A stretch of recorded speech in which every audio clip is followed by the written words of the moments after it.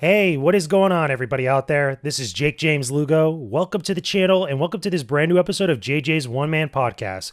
And boy, do I have a doozy for you today because I don't know what it is. Like the last week or so, the games industry has been having one piece of bad news after another. It's been a rough week or a rough weekend for a lot of people in the games industry, but I digress. We have a lot to talk about today. We have a lot to discuss and unpack because if you didn't already see the news, if you didn't see all the articles like getting shared around and stuff ever since it broke out, G4TV is done. G4TV has officially shut down, effective immediately. It's over. Pack it in. It's a wrap. The entire network is done. And I want to talk about it. I want to talk about everything with it. I want to unpack a lot of stuff, kind of give you guys my thoughts on everything that's led up to this point because there's a lot to really get into.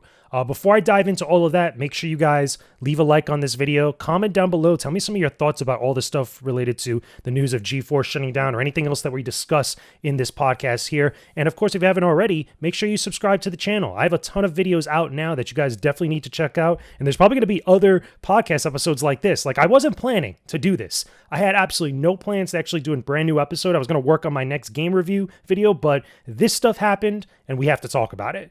So man, after having my coffee, grabbing some bacon for breakfast, and I finally sat down after sleeping the entire night, really simmering on my thoughts. What the heck happened with G4? What the heck happened that got us to this point? Because man, to say that everything has been like one disaster or one like major L after another would be a massive understatement. And the reason why I say that, okay, because before I even get into any of that stuff, I should say that it absolutely sucks for a lot of the people that have been working over there or that just recently found out that they didn't have a job now over social media. I think that is so tacky. I think that is so bush league for a company to allow that to happen. Granted, there is a lot of people that work over there. I think they had at one point almost 200 people working under G4.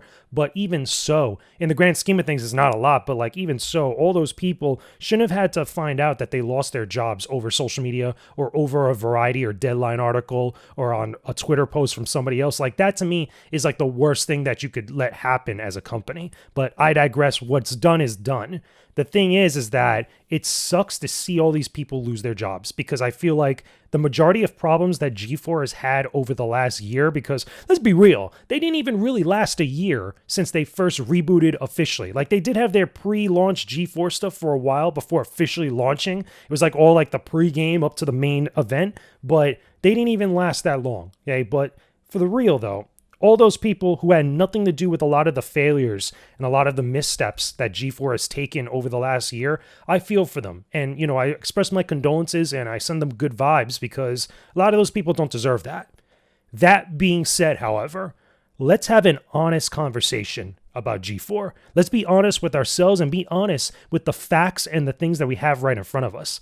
A lot of the reason of why we're in this state or why G4 has gone to the state that it's in now, leading up to its shutting down or its cancellation, has been mostly self-inflicted.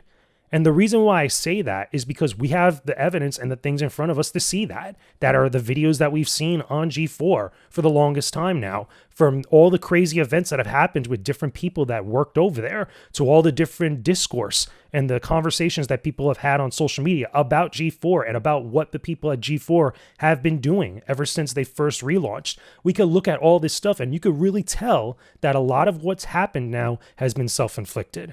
I mean, the biggest thing to really go to is the Frost Curran or Indiana Black whole speech or rant, whatever you want to call it. I think that is a big part of what's gone down recently. Again, this happened back, in January? I want to say January, February is when that actual rant that Indiana had. But even then, like since that point, things have been already on like a downward like tilt or a downward spiral ever since after that. But even before then, like I felt like G4's content and their numbers and the things that they were producing over time weren't resonating with a lot of people.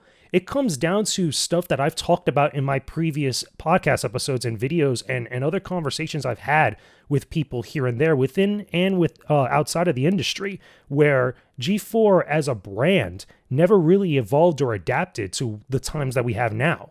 G4 was always like that other type of brand that really resonated with gamers because we didn't have an outlet to go get the content that we were craving for. Now we have YouTube, now we have Twitch, of course, we have all those things, but there's just so many more options even within those platforms because G4 itself could have lived. G4 itself could have been around and people could have watched and followed their content if it was good, if it was resonating and offered something unique and interesting for the people that were tuning in. But when you really look at the stuff that they produced ever since they put themselves out there, that they started with their relaunch, between some of the older hosts not being around, between some of the content just being very confusing or very lighthearted and boring. And there's nothing wrong with lighthearted, but like lighthearted boring, I mean, it's just kind of there. There's no resonance with it. There's no meaning for it. Like it just has no purpose, it feels like. Even their reviews, as someone who has watched stuff and stopped at some point, because I was subscribed to G4 for a while, all that stuff completely just was not working. Now, the other issues I want to get back into about the self-inflicted stuff, I knew, and I've said this a couple times already in other previous podcast episodes. You could go check them out here on the channel if you haven't already back then, but I'll say it again here. I knew there was something wrong with G4, and I knew that there was something up when that whole, competition / I guess you could say like social media event thing that they held, where they were looking for people to submit videos to join the G4 staff. I submitted videos for that. I had friends and colleagues that did the same thing. And what I found during that time, especially afterwards, when you found out who won or who was chosen from that whole debacle, that whole event, to me, I just found that it was just nothing more than a ploy to get everybody to make their name trending, to get G4 trending, to get the G4 brand and any of their hashtags trending on social media. They weren't really looking for someone to join their staffs. At least that's how it came off to me when I was following all this stuff. And I think that everybody overlooked that. And I knew that was the first sign I knew that there was something wrong here. Like something was off, whether it wasn't the G4 that I knew of growing up and actually followed for years, whether it was the fact that a lot of the people that I knew from the old G4 that I used to follow a lot weren't being involved with any of this. Really ask yourself, someone like Olivia Munn, who's a big star, who's doing stuff in movies and such, which I understand there's probably bigger paychecks over there, but why do you think she never really made a cameo appearance other than that one Thanksgiving thing that they had all the old hosts from different shows show up once? Why do you think that we never saw Olivia Munn? We never saw Morgan Webb after that. We never saw Victor Lucas. We never saw Kevin Pereira. Well, Kevin Pereira had a show and stuff, but like Kevin Pereira, Adam Hustler was there. We never really saw Blair Hertner. We never saw Allison Hayslip after that. We never saw any of these people that were associated heavily with the G4 brand and the shows that they were part of back in the day. And it was just weird. Like, I get it. You have to build up new hosts. You have to build up new individuals and figureheads that everybody could follow and really connect with. But it just wasn't working. The content that these new people were producing, granted, some of them come from their own YouTube channels and their own brands. That's fine. That works for their audience. But that wasn't the G4 audience. That wasn't the G4 viewership that was really cared about this brand, that wanted to tune into this stuff. And what did you have? You had people just making content, hoping it would stick to the wall, doing all this different stuff that just wasn't working. I'm sorry. Like, look, I have no problem with the completionist. I have nothing against Gerard. It's totally fine. I've met him a couple times. He's been nothing but nice to me. But that God of Work show was not doing it. Not just for me, but for a lot of other people. There were those that were watching and leaving comments of encouragement, and I'm pretty sure those aren't really G4 fans. Those are really Gerard fans. Those are completionist fans. But in the grand scheme of things, when you really look at this stuff, even though G4 in the past had skits that were part of like xplay reviews and stuff, this wasn't it. This wasn't what people were hoping to see, or at least, were resonating with enough to want to come back and watch more G4 videos. And, when you pair that up with instances of what Frost did during her whole like little rant or her little speech, then the fact afterwards, we have to talk about after that rant, okay, they kind of reneged on everything after showing so much support, where they brought Amaranth on to do that whole like ball pit, like bikini thing, which was totally, the opposite and a 180 turn from what they were just telling everybody before, at least what Frost was telling her. And the other weird thing too, we have to acknowledge, because this stuff was all reported on for a long time. There was articles that was written about this stuff before all these things happened now, okay? A couple different outlets and stuff had different sources from people within the organization talking, right? That a lot of people were split over there. A lot of people were really like divided because between that rant and the way that other stuff was being planned and produced. I mean, you had people on there that were over here like supporting that rant and supporting all this other stuff, but then had all this other dirty laundry that everybody easily pointed out. It's like, how are you guys going to go out there, okay, let alone her, which apparently the biggest thing with that rant, which I didn't believe for a time, but more and more people kept reporting it from their sources, which means that a couple people within that organization were chirping, were actually telling everybody what was up, that she did that rogue. For anybody that doesn't know what that means, is that basically she went and did all this stuff on her own and didn't tell anybody else. She had no support. Nobody else really knew about that stuff, which is why you look at Gerard and you look at the Black Hokage and they look so dumbfounded in that video that they're kind of just put in that position. I can't really take away any responsibility from them on their part, because the other thing that I wanted to bring up with all of this is that all these people in this organization, nobody really spoke up. At least from my point of view here. You know, you had stuff like that. You had all these other things going on behind the scenes. And while there were discussions going on and stuff, why does it feel like nobody over there that should have spoke up did? That's my biggest question. That's my biggest issue with this. You know, you had shows like God of Work. You had the shows like the FN Esports show, which I get that Comcast wanted to tie everything to the esports, like, you know, part of the industry. But that show, that entire show, when you really look at those videos, not just with Indiana, but with all the other hosts that they had on there, that was not working. I took a couple episodes that I looked at while everything was getting planned and starting off with G4, and that entire show was garbage. Like, it just looked Bush League. It didn't look fun. Like, you know what I compared that to? Or at least I tried to compare it to, because they eventually rebooted it later on. Arena from G4. If you remember Arena, when Kevin Pereira was on there and they had all these other, like, you know, competitive, like, esports teams and games competing against each other. They had different variety of games they were doing. That was like night and day. Now, I know later on, most recently, they tried to reboot Arena, but I never even got a chance to see that, because by that time where I heard about it, I was already done with G4. I was already unsubscribed. And by the way, we have to talk about this too, okay? This happened shortly after Indiana's rant, right? Who in their right mind at any company, especially if you're running a YouTube channel, okay, or multiple YouTube channels, will allow themselves to switch the branding of the two channels, to make the URL for one channel the other one, and vice versa? You guys remember this? Where after the rant that Indiana had, they took the G4 channel, the proper G4 channel, and they gave it the xplay actual tag, or the URL. So you could actually go to youtube.com/G4TV or whatever the URL was, and then it'll take you to now the xplay channel. And then the former xplay channel, which was like all the archive and stuff for, was it the original xplay show? Now that took you to the G4 channel. It like vice versa, like they switched it. And it was like, why would you do that? I mean, I get it. You're trying to actually, like, you know, direct the traffic and all this stuff, but like, why would that be allowed to be done? Like, it just did not make any sense to me. It felt like it was just adding more gasoline onto the fire that was starting to spread for this company. The other thing too, which I think a lot of people seem to forget, because it was a question for a short period of time because of Kevin Pereira's past transgressions, let's say. But their Twitch channel and a lot of stuff with their live streams that was very questionable with the viewership, where apparently they supposedly had 500,000 subscribers on, I believe it's the main G4 channel that turned into the xplay channel.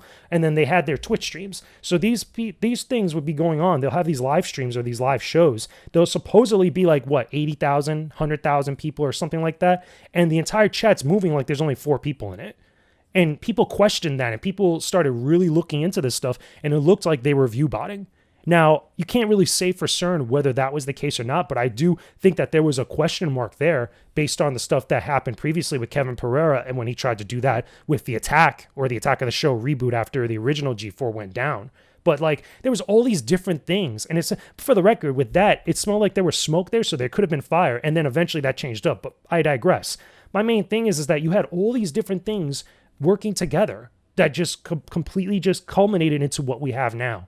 And it's such a damn shame, because a lot of people there that probably weren't involved with some of the more boneheaded decisions of this company are now going to be made to suffer. All those people now, because at first, a couple weeks ago, they laid off, I think it was like 30 people from the original 200. So they had like about 170, let's just say for argument's sake, 150 people, just for argument's sake. Now that the entire channel and the entire company is going under, those 150 or so people now don't have any jobs right around the holiday time. I mean, how can you really like look at this and be like, damn, like nobody here really made an effort to make this like, you know, work, or at least spoke up enough to actually prevent this type of thing from happening?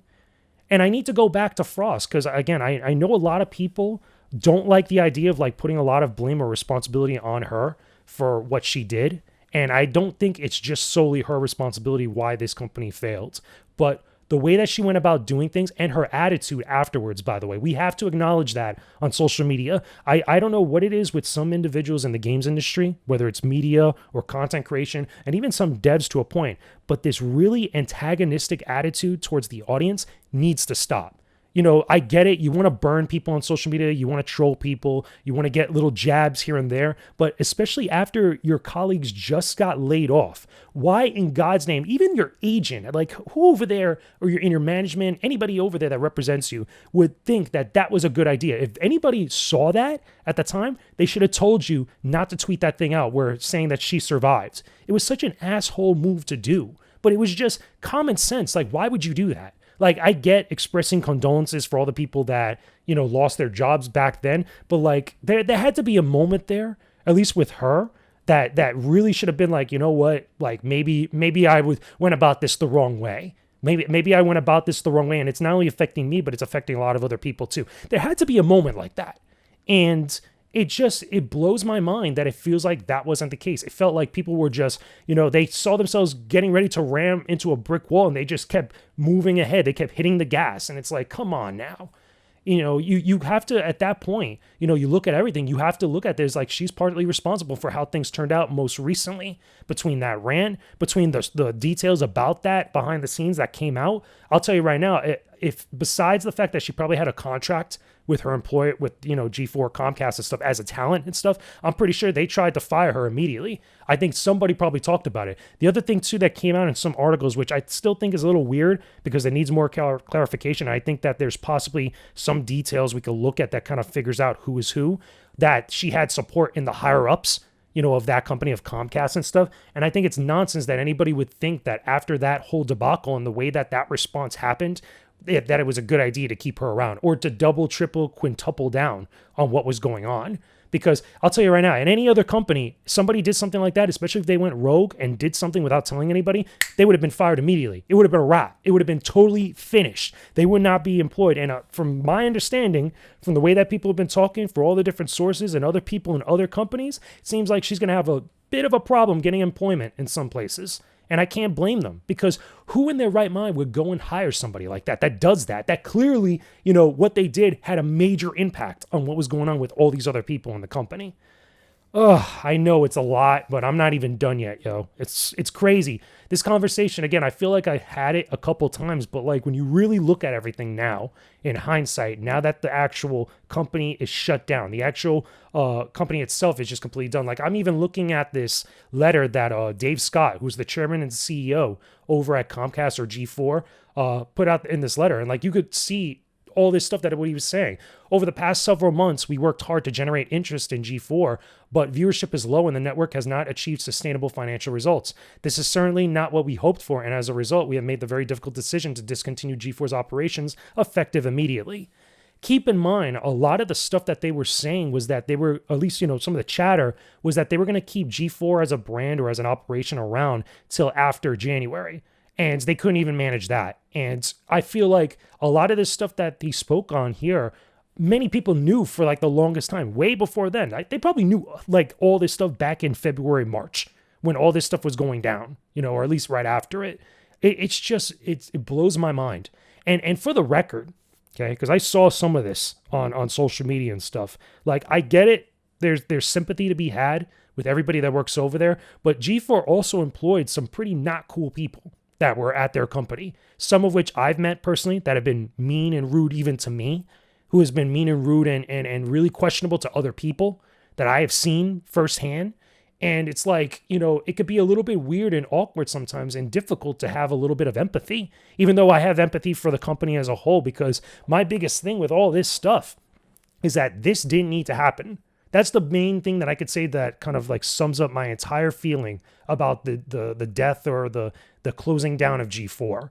This really did not need to happen, and people allowed it to. And it sucks because so many good people or so many other people that probably had nothing to do with this bad stuff now have to deal with the aftermath of it, or have to deal with the fact that at least in holiday 2022, they're probably not going to have a job or at least they're going to have a difficult time finding a job right around the holidays. And that sucks because, man, like all this was super disappointing. And it also hits me personally, like I said earlier, because I wanted to work at G4. That's why I submitted that video for their little contest thing or whatever, their little trending like little scheme or whatnot. But also behind the scenes, I didn't get to say before, there were times where I looked up job openings for G4 because I wanted to work over there. It was not only a matter of finding work, but it was also a matter of principle, being able to go be part of an outlet or a place that I looked up to for many years that is also very influential on me in the way that I approach my work in games criticism and making content, content creation for video game stuff and entertainment.